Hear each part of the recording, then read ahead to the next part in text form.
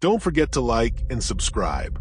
It was just another uneventful afternoon in my senior year statistics class, except it was Friday last period. The weekend was almost here, and even better, spring break was right around the corner. Everyone was restless, shifting in their seats, just waiting for the final bell to ring. Unlike some of my friends who had tests in their other classes, we got lucky.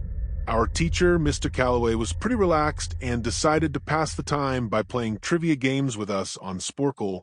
He was one of those rare teachers who knew when to take it easy.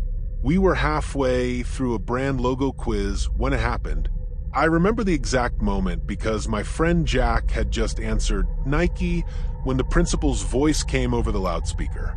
His tone was different, panicked, urgent. "Teachers, this is not a drill. Initiate lockdown procedures immediately." My stomach dropped. The room, which had been filled with laughter just seconds before, fell into an eerie silence. Mr. Calloway, usually laid back, instantly turned serious. He rushed to shut off the lights and motioned for us to move to the back corner of the room. For about 2 minutes, we sat there in silence. Then, the soft hum of the air conditioning suddenly stopped, along with the electronic buzzing from the panel at the back of the room. The school had cut the power. That's when we all realized this wasn't just another false alarm. Minutes passed, though it felt like hours. Then, from somewhere in the hallway, we heard screaming, loud, angry, unhinged. A man's voice. A girl near me let out a muffled sob, and suddenly everyone's fear became real. The screaming grew closer, followed by the sound of metal banging, lockers being slammed. "I'll kill every single one of you," the voice bellowed. My breath hitched. I could feel my heartbeat in my ears. The entire class sat frozen, too terrified to move. Mr. Calloway put a finger to his lips, signaling for absolute silence. But then, the worst thing that could have happened did. The banging shifted from the lockers to our classroom door. A girl near the front gasped before clapping her hands over her mouth. The door handle rattled violently, followed by more pounding. "Open up," the voice shrieked. 2 of the girls near me were quietly sobbing now. The knocking grew more frantic, the screams louder. I thought for sure the door was going to break. Then, as suddenly as it started, the pounding stopped. The footsteps faded. The screaming grew more distant, until, finally, silence. It felt like an eternity before the principal's voice came back over the speaker. His tone was calmer, but still tense. "The situation is under control," he said. A man, believed to be mentally unstable, entered the school and assaulted the receptionist before she was able to escape and call for help. At this time, we do not believe he is armed, but we are keeping all classrooms locked as a precaution. Teachers, please resume class, but do not allow any students to leave for any reason. Nobody moved. Nobody spoke. How were we supposed to just resume class after that? The scariest part came later. That night, one of the janitors found the man hiding inside a storage closet near the back of the school. According to rumors that spread through the halls the next day, he wasn't just some random trespasser.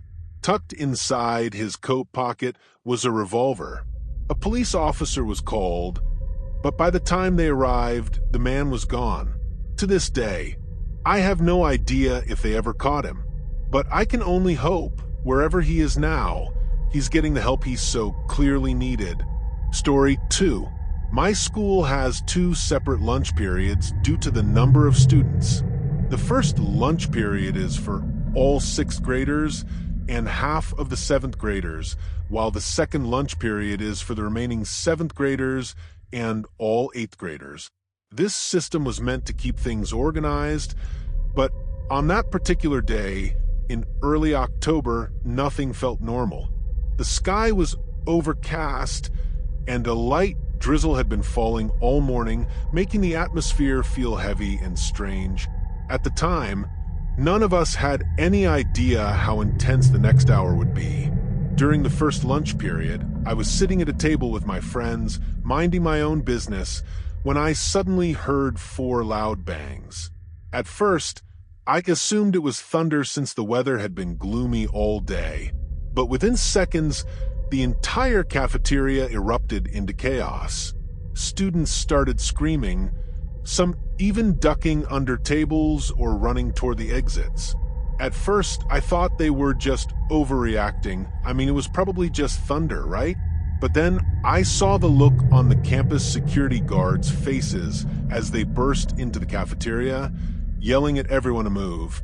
That's when I realized something was seriously wrong.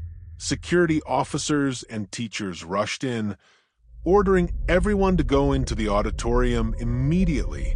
It was a massive space usually used for assemblies and performances, with a high ceiling and a back wall made entirely of see-through glass. The moment we were inside, staff members rushed to close the curtains, blocking our view outside. Some kids were still in line buying lunch when this happened, and they weren't even allowed to keep their food. Security forced them to throw everything away and hurry inside.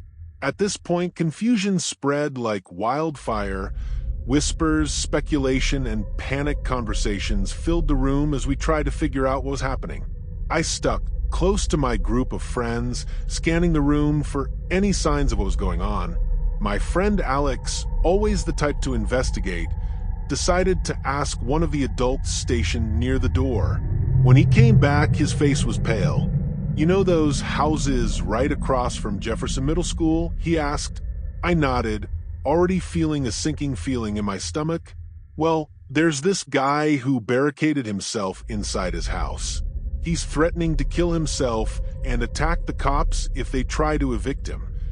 As if that wasn't bad enough, Alex went on to say that the man had been spotted earlier that day lingering near the school grounds, watching students in a way that made multiple people uncomfortable. And get this, he added in a whisper, he's a registered sex offender. The words hit like a ton of bricks. Suddenly, the lockdown made sense. Teachers and security weren't just trying to keep us inside, they were trying to keep us safe from someone dangerous. Minutes stretched into what felt like forever. At first, people were whispering nervously, but as time dragged on with no updates, the energy in the auditorium shifted. Some kids were scared, others were frustrated, and a few even started making jokes to lighten the mood. But no matter how much we tried to distract ourselves, there was a lingering tension in the air. We had no idea what was happening outside. We ended up stuck in that auditorium for over an hour, missing 2 entire class periods. No one was allowed to leave, and every exit was carefully monitored by adults. Eventually, security began escorting us back to our classrooms, one group at a time. Even though things seemed to be settling down, I couldn't shake the uneasy feeling in my stomach. Later that day, I found out something even more disturbing. The man responsible for the lockdown lived right next door to my friend Sarah. That evening, she told me a chilling story about him. The previous Halloween, she had seen the same man standing at his window, cutting his own arm and writing on the glass with his own blood. The message said, "Don't come here or I'll kill you." At the time, Sarah and everyone else in the neighborhood assumed it was just some twisted Halloween decoration. After all, people go all out for Halloween, and a horror movie-style setup didn't seem completely out of place. But after what happened that day, we knew the truth. This wasn't a joke, and the man was far more dangerous than anyone realized. Even though the situation was eventually handled, I still think about it sometimes. What if he had decided to come onto school grounds instead of just lurking? What if security hadn't reacted in time? The fact that we were so close to danger without even realizing it still gives me chills. Looking back, I'm just grateful that no one got hurt. Story 3. I'm 22 years old, fresh out of college, and I recently got a job at my old high school as a computer intern working in the school's basement. The basement is cluttered and disorganized, but there's a small IT office that's surprisingly nice.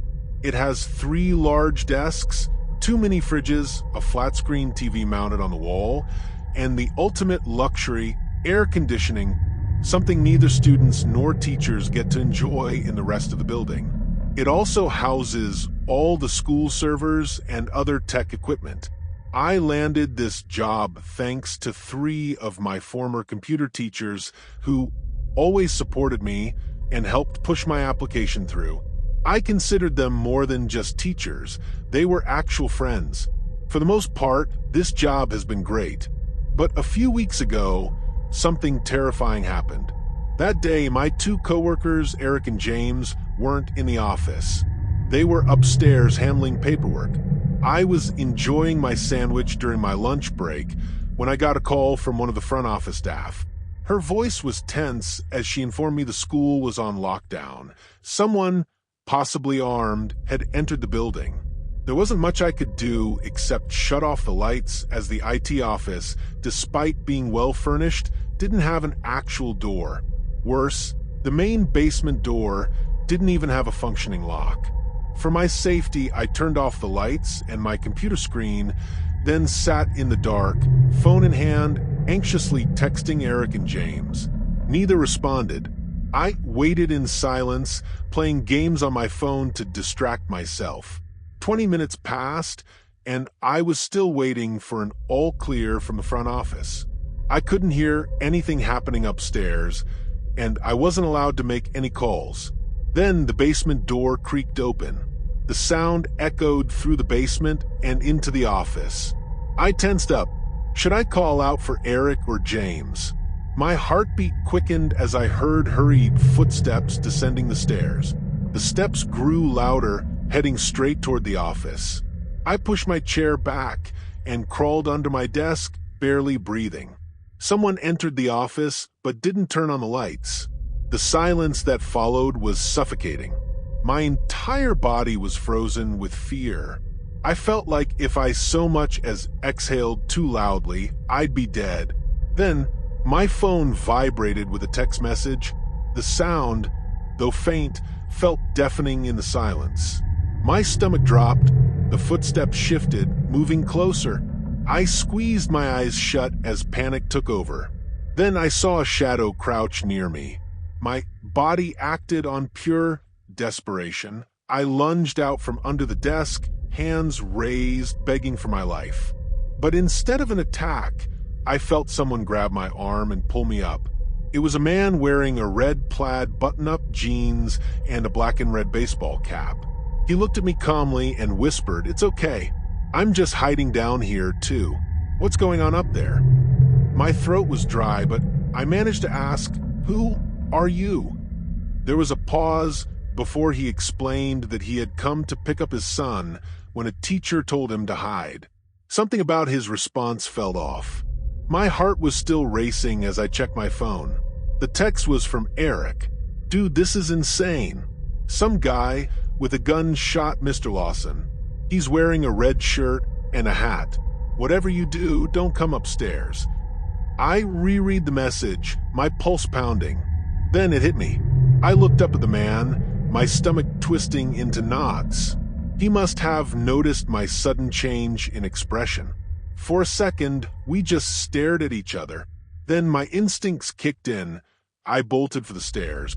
A gunshot rang out behind me. The sharp, metallic sound of the bullet ricocheting against something in the dark filled the air. But I didn't stop running. I reached the top of the stairs and burst through the basement door. Thankfully, the police were already stationed at all the exits. The second the man stepped out of the basement, he was tackled and arrested. More good news, Mr. Lawson survived the gunshot. Later, it was revealed that the attacker had some kind of grudge against him, though no one ever figured out why. All I know is that the sound of that gunshot will haunt me forever.